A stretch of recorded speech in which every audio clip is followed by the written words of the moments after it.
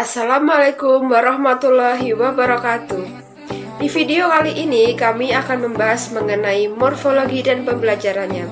Sebelum kita bahas tentang morfologi dan pembelajarannya, izinkanlah kami untuk memperkenalkan diri terlebih dahulu. Perkenalkan, nama saya Rida Melawati, nomor NPM 201446000042. Assalamualaikum warahmatullahi wabarakatuh. Perkenalkan, nama saya Alivia Putriana Oktaviani dengan nomor NPM 201446000049. Saya Aulia Nur Aziza dengan NPM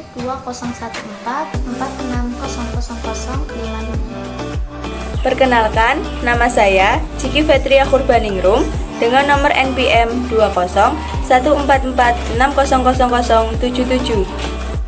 Saya Anggarsi Pramudita dengan NPM 201446000284. Baik, yang pertama kita akan bahas mengenai pengertian morfologi.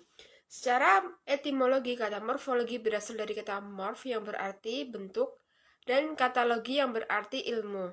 Jadi, secara harfiah, kata morfologi berarti ilmu mengenai bentuk. Di dalam kajian linguistik, morfologi berarti cabang ilmu bahasa yang mengkaji seluk-beluk bentuk kata dan perubahannya serta dampak dari perubahan itu terhadap arti. Pada kampus linguistik, pengertian morfologi adalah bidang linguistik yang mempelajari morfem dan kombinasi-kombinasinya atau bagian dari struktur bahasa yang mencakup kata dan bagian-bagian kata yaitu morfem. Kajian morfologi merupakan kajian lanjutan fonologi. Kajian morfologi dapat dilakukan setelah memahami fonologi dengan baik. Fonologi adalah kajian bahasa dari bentuk kata. Dengan kata lain, morfologi membahas pembentukan kata. Morfologi itu juga dijelaskan sebagai bidang linguistik yang mempelajari morfem dan kombinasinya. Selanjutnya yaitu proses morfologi. Proses morfologi meliputi yang pertama, afiksasi, kedua reduplikasi, yang ketiga perubahan intern, 4 supilisi, dan yang kelima adalah modifikasi kosong.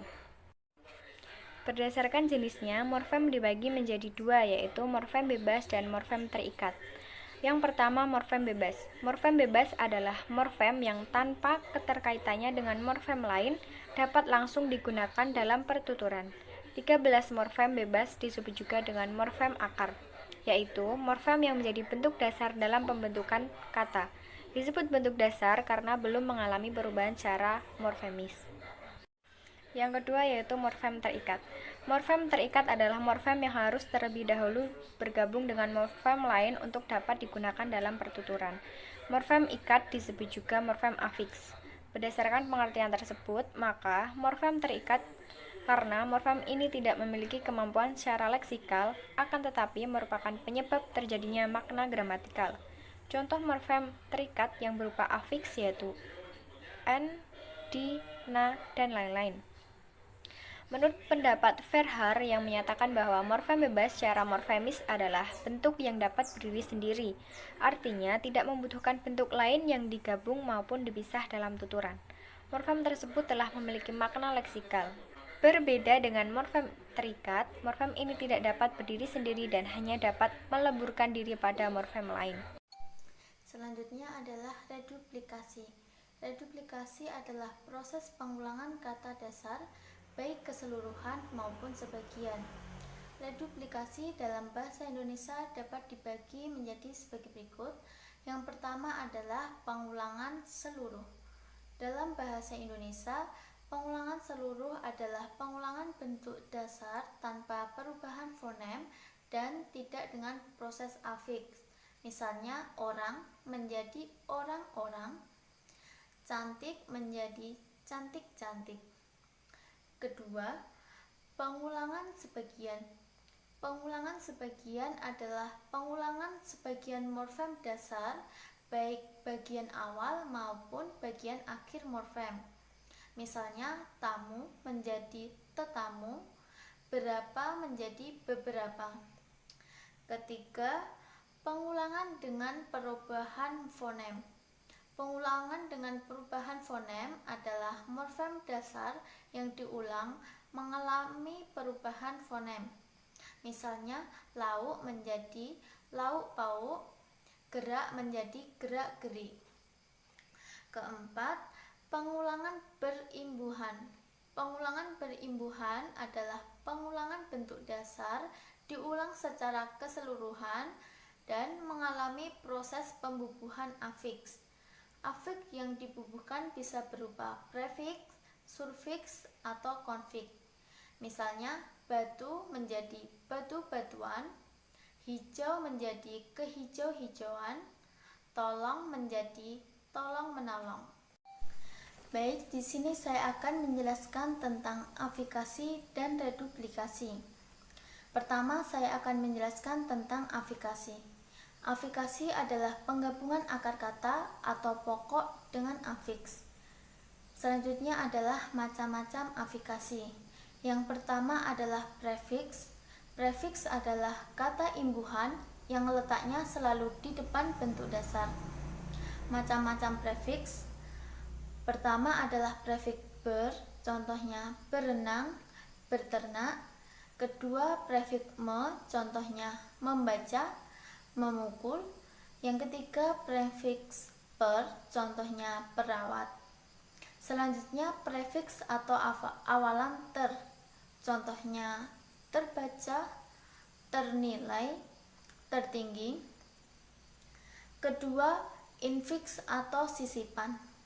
Infiks termasuk afiks yang penggunaannya kurang produktif. Infiks dalam bahasa Indonesia terdiri 3 macam. Pertama, infiks l, misalnya geletar. Kedua, infiks er, misalnya gerigi, seruling. Yang ketiga, infiks em, misalnya gemuruh, gemetar. Ketiga, surfiks atau akhiran. Kata imbuhan yang diletakkan di belakang kata dasar atau akhiran kata. Macam-macam surfiks. Pertama, surfiks an, contohnya ayunan, pegangan. Kedua, surfiks i, contohnya memagari, memukuli. Surfiks kan, contohnya melemparkan. Surfiksnya, contohnya susahnya, berdirinya. Keempat, konfiks. Konfiks adalah gabungan afiks yang berupa prefiks atau awalan dan surfiks atau akhiran yang merupakan satu afiks yang tidak terpisah-pisah. Macam-macam konfiks. Yang pertama, konfiks per an, contohnya perbaikan, perkembangan. Kedua, konfiks pen an, contohnya penjagaan, pencurian. Yang ketiga, konfiks ke an, contohnya kedutaan, kesatuan. Keempat, konfiks ber an, berciuman.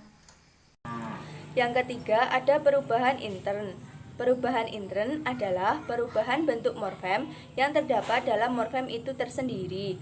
Contohnya, dalam bahasa Inggris, yaitu ada singular, terdiri dari food dan mouse, serta ada plural yang terdiri dari fat dan mice. Yang keempat ada suplisi. Yang dimaksud dengan proses morfologis dengan suplisi adalah proses morfologis yang menyebabkan adanya bentuk yang sama sekali baru. Contoh dalam bahasa Inggris yaitu bagaimana proses morfologis melalui suplisi. Contohnya, waktu kini ada go dan waktu lampau ada when, yaitu artinya pergi. Dan ada m, waktu lampaunya ws, artinya adalah. Tampak sekali perubahan kala lampau yang berbeda sama sekali dengan kala kini. Kata go misalnya yang menunjukkan kala ini berubah menjadi when, yang tidak ada tanda sama sekali dengan bentuk lampaunya atau when. Sehingga dikatakan proses morfologis seperti ini adalah suplis. 5. Modifikasi kosong. Contoh dalam bahasa Inggris berikut memperjelas bagaimana proses morfologis melalui modifikasi kosong. Tunggal, sheep, deer, jamak, sheep, deer, domba, kijang. Waktu kini, put, cat. Waktu lampau, put, cat, menaruh, memotong. C. Pembelajaran di sekolah dasar.